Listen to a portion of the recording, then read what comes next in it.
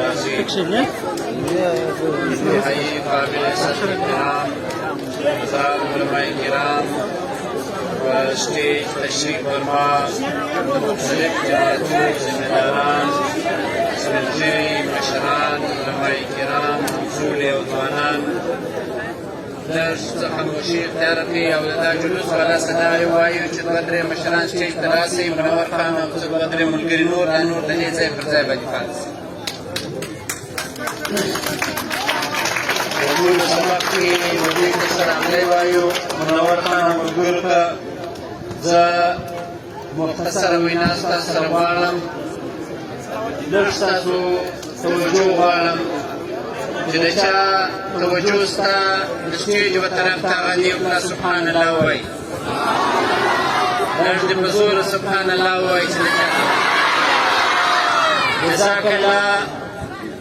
زه پر دې موضوع باندې چې کوم سپین کوم مشران کوم ځوانان پر دې پنډال کې تقریبا نن درې دېرشمه ورځ ده په کوم استقامت په کوم همت په کوم جرأت او غیرت باندې دوی ناست دي په دواړو لاسو ته سلام کوم. ورونو دا ستاسو غیرت دی دا ستاسو اتفاق دی دا ستاسو د اتحاد نتیجه ده چې موږ دلته ناست یو پر امن بخښنو او دغه سټیج به په دغه انداز باندې سنبالوو لکه څنګه دوه دېرش ورځې چې موږ په امن طریقه باندې سنبال کړي دي. سنبالوو به زه په الله باور وکړي زه چې د دې سپین ږیرو مخانو ته وګورم زه چې د دې مشرانو سترګو ته وګورم په موږ کې دا همت نه وي چې موږ مجلس وکړو.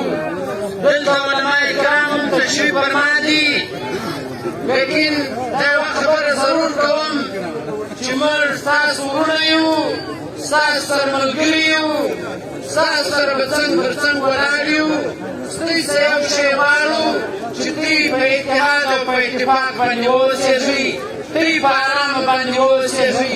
موږ ستاسو مطالبه تر هغه وخته پورې به ولاړ یو تر څو چې ستاسو مطالبات کېږي. یو چا دا خبره راته وکړل چې حکومت به مې مړه کړي دمپري به درته ووایي حکومت به ظلم در سره وکړي. زه دا اوس تاسو ته وایم دلته زموږ استاد حضرت حافظ صاحب هم تشریف فرما دی علماء کرام هم تشریف فرما دی. زه دا په قسم درته وایم د الله څه سوا د بل چا بیره په زړه کې شرک بولم.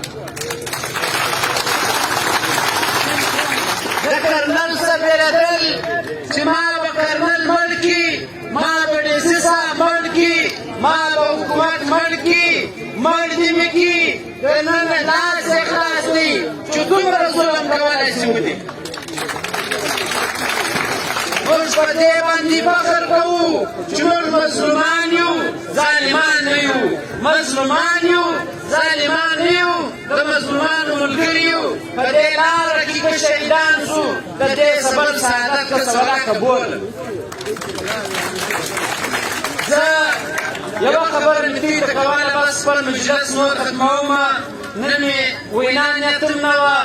حافظ یوسف صاحب تقریبا د څلور پنځو ورځو په سفر باندې وو هغه به تاسو خپله ګزاري وایي زموږ سره وختن به وختن خپل کارګزاري شریکوله چې د څومره زموږ ستاسو لپاره محنت کړی وي هغه به دی په خپله طریقه درته وایي. ستاسو ته یو دا درخواست کوم چې پر سټیج چې کومې ویناوې سوي دي د نن څخه به موږ دا عهد کوو د دا اجتماع به د سره صدربار پورې دا عهد کوي او پر سټیج چې کوم مشران دي دا به عهد کوي چې د نن څخه به موږ یو د بل له اختلاف نه کوو.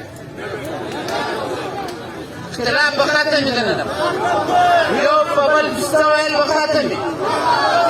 جزاک الله. زه خپل نور وخت واپس ابدور کوم واخر